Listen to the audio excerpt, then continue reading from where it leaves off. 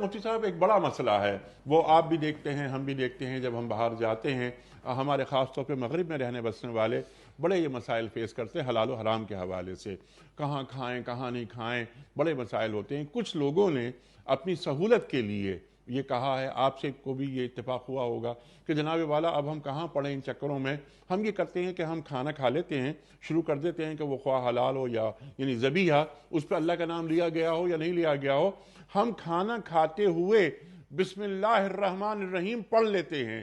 کیا اس کی اجازت دین دیتا ہے؟ ہرگز نہیں دیتا۔ اور ذبیحے کا مطلب یہ ہے کہ جس وقت اس کا خون بہایا جا رہا ہے، جس وقت اس کی جان لی جا رہی ہے، تو وہ جان لینے کا عمل اللہ تعالیٰ کے نام پر ہو، اللہ تعالیٰ کے کا نام لے کر ہو۔ اور یہ مطلب اس کا نہیں ہے کہ جس وقت وہ کھایا جا رہا ہو، کھانے کے دوران تو ویسے ہی مسلمان بسم اللہ پڑھ کے کھانا کھاتا ہے، اس کو کہا گیا اللہ کا نام اور اللہ کا نام لینا ہے، لیکن جان لیتے ہوئے بسم اللہ کا پڑھنا، اور جو بندہ یہ اللہ کا نام لے رہا ہو اس کا اللہ تعالیٰ کے اوپر اس طرح عقیدہ ہونا جیسا کہ اللہ کی وحدانیت کا تقاضا ہے، یہ بھی اس کی لازمی شرط ہے۔ یہ نہیں کہ اللہ کا نام کسی نے بھی لے لیا یا بعض جگہوں کے اوپر جیسا کہ ہم نے سنا ہے کہ مشینی ذبیحے کے اندر وہاں پر کوئی ٹیپ چلا دی، اور کسی نے جو ہے وہ ہم نے یہ بھی سنا ہے کہ چھریوں کے اوپر بسم اللہ پڑھ دیا، بلیڈوں کے اوپر بسم اللہ پڑھ دیا، اور پھر اس کے بعد اس بلیڈوں سے جو ہے وہ شام تک آٹومیٹک مشینیں جو ہیں وہ ذبح کرتی چلی جا رہی ہیں۔ تو یہ ایک بہت حساس مسئلہ ہے اس وقت پوری دنیا کے اندر۔ یعنی یہ جو یا ایھا الذین آمنوا کلوا من الطیبات ہے، اس کا ایک پہلو تو یہ ہے جو ہم نے آیت کے ساتھ بیان کیا، یعنی اس کا جو حلال فوڈ انڈسٹری ہے پوری دنیا کے اندر، مسلمانوں کے اندر یہ ایک جذبہ پیدا ہو رہا ہے، ایک مسلمانوں کے اندر ایک داعیہ پیدا ہو رہا ہے کہ اب وہ چیزوں کی حلت اور حرمت کے بارے میں حساس ہو رہے ہیں اور بہت زیادہ ہو گئے ہیں۔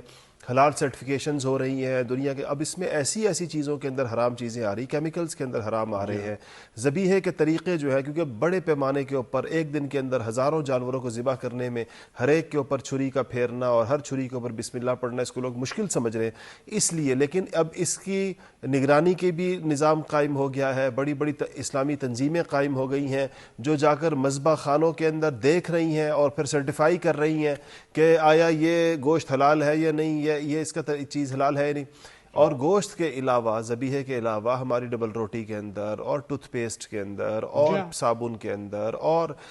شیمپو کے اندر اور ہمارے برش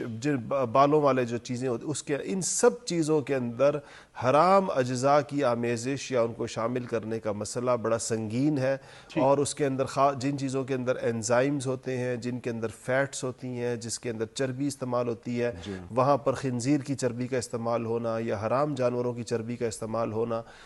مردار کا، یہ سب جو ہے ہمارے کھانے پینے لگانے کی اشیاء کے اندر یہ بہت کثرت کے ساتھ اس کا استعمال ہو رہا ہے۔ اب دیکھیں ایک مسلمان کو صرف یہ نہیں کہ اس نے کھانا حلال ہے، اس نے جو چیز لگانی ہے اپنے جسم کو اس کا بھی حلال ہونا اس لیے ضروری، پاک ہونا اس لیے طیب ہونا ضروری ہے کہ ناپاک چیز کے ساتھ اس کی نماز نہیں ہوگی۔ اگر وہ کسی ایسی حرام جانور کی چربی کے ساتھ یا حرام جانور کی خنزیر کے کسی عضو سے بنا ہوا، یا اس کو اگر وہ اس کی خوراک کے اندر شامل کر دیا جائے یا اس کی کریم میں ڈال دیں، ٹوتھ پیسٹ میں ڈال دیں، اس کے شیمپو میں ڈال دیں، صابن میں ڈال دیں، تو مسلمان پاک کیسے ہوگا اور وہ نماز کے لیے تیار کیسے ہوگا؟ پاک کیسے ہوگا؟ مفتی صاحب ایک عام مسلمان کے علم میں یہ بات کیسے آئے گی کہ مثال کے طور پہ انگریڈینٹس میں لکھا ہوا ہے E610، اب مجھے کیا معلوم کہ E610 کیا ہے اور وہ کوئی حرام چیز اس پروڈکٹ میں شامل ہے جو میں گھر لے کر جا رہا ہوں، تو کیا اس سلسلے میں حکومت کی ذمہ داری؟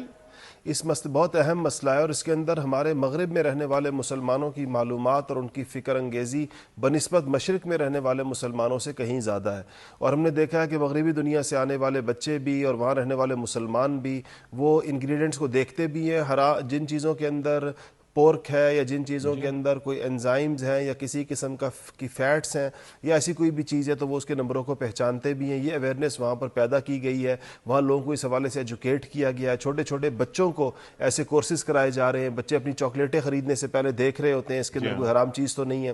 اور ہمارے ہاں اسلامی ملکوں کے اندر بدقسمتی سے ہم یہ سمجھتے ہیں کہ ہماری دکانوں کی شیلف پر جو کچھ بھی پڑا ہوا ہے وہ چاہے کہیں سے بھی آیا ہوا ہے وہ سارا کا سارا حلال ہے. یہ ایک غلط تصور ہے جو ہمارے ذہن کے اندر آ اب اس گیا کا ہے. حل کیا ہے؟ اس کا حل ایک تو یہ ہے کہ حکومت پہلے نمبر کے اوپر ایک اسلامی ملک ہے, ابھی ایک حلال باڈی حکومت نے قائم کی ہے, اس مسئلے کے اوپر پیش رفت کی ضرورت ہے بہت تیزی کے ساتھ, کہ جس میں یہ ہے کہ پاکستان میں امپورٹ کے پورے نظام کو انتہائی اس کی کڑی نگرانی کی جائے گی کہ بحیثیت ایک اسلامی ملک ہونے کے, مسلم اکثریتی ملک ہونے کے, اسلامی قانون رکھنے والے ملک ہونے کے, پاکستان میں کوئی حرام چیز کھانے کی لگانے کی وہ امپورٹ نہیں ہو سکے گی. یہ حکومت نے اصول یہ قانون بن گیا ہے. اس قانون کو ان لیٹر اینڈ اسپرٹ اس پر ادارے بن گئے ہیں, اس کے اوپر سرکاری بھرتیاں ہو گئی ہیں, یہ سارا کام تو ہوا ہے, لیکن اب اس کو ان لیٹر اینڈ اسپرٹ اس کے اوپر عمل کرنے کی ضرورت ہے, کوئی چیز ایسی نہ ہے. جی